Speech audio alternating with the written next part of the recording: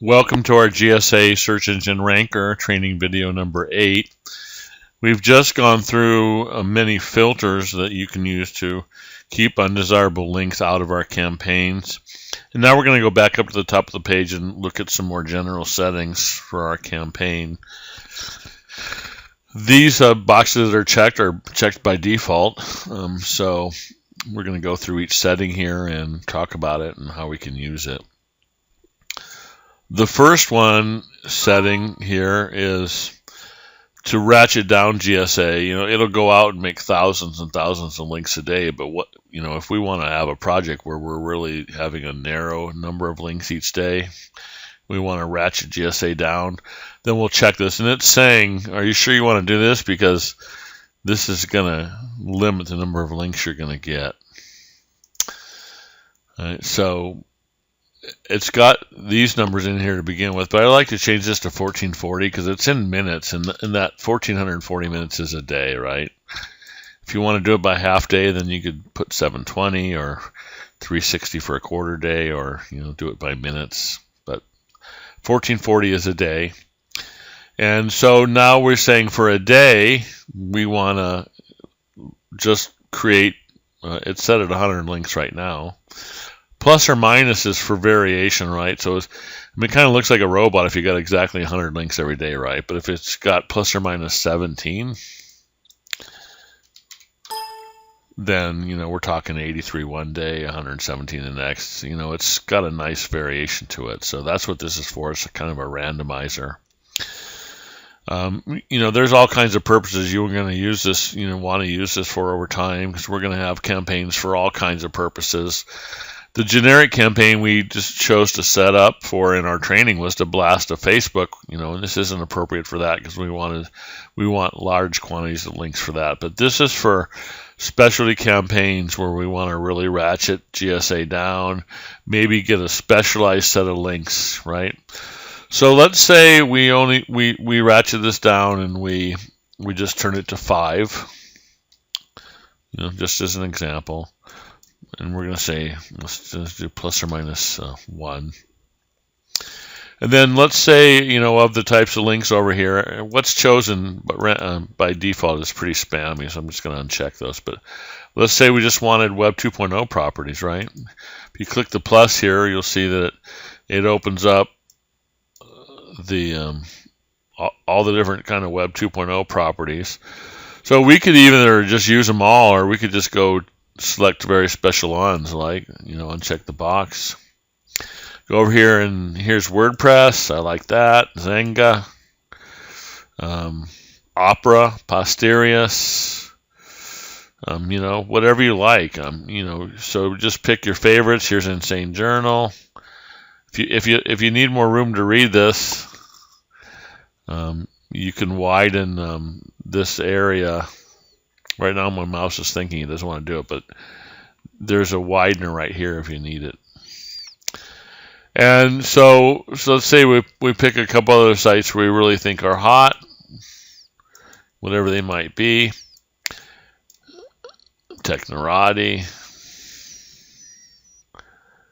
And we want to, drip feed those Web 2.0 properties over time, right? 5 a day. Plus or minus 1, and let's say we want to, add maybe some social media with that. So here's a stumble upon, right? Maybe we want to add some stumble upon links, and maybe even some PDF sites, right?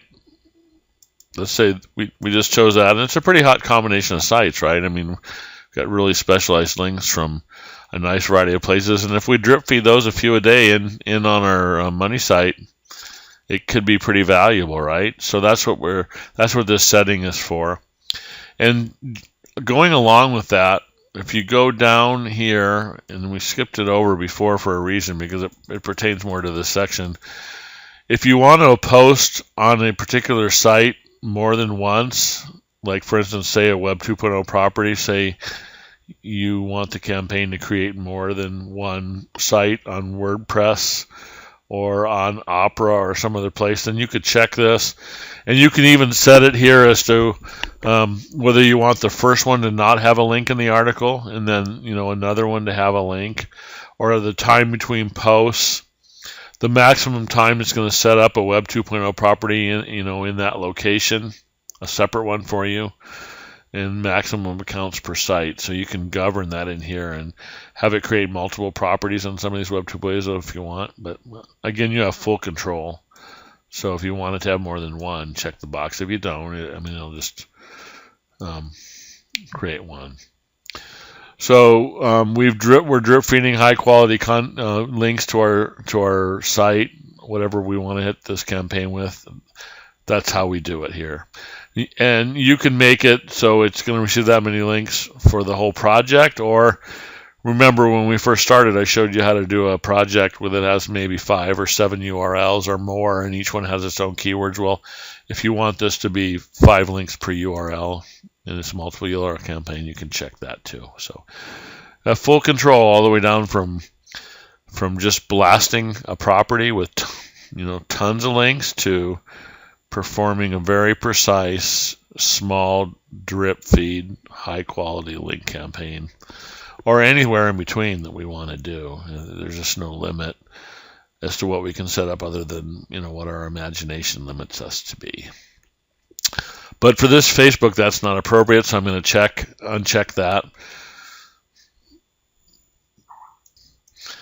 Some sites have a function where they query you for what kind of category your site's in when you go there. This is what this is for. You can check the box and have it choose random, and it'll automatically just choose an option randomly for you, and just so it won't be a stop block for you not getting the link, right?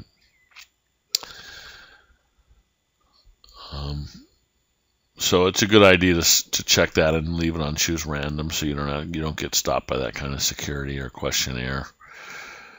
This setting here is again to set it up so it verifies the link automatically, right?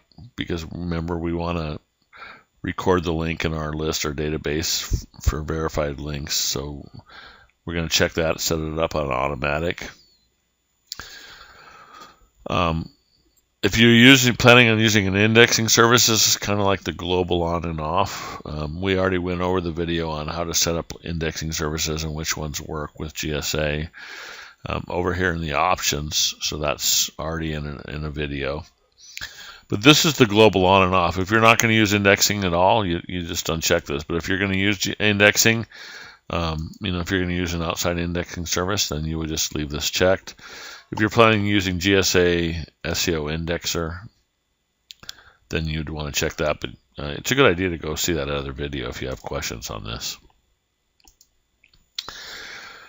Now, down here at the bottom, it says continuously try to post to a site even if it failed before. And we've all seen on the internet where a host can be having a bad moment in a site, even our money site, maybe once every couple of years we've gone to, and it failed for just a second, and a minute later it started working, right?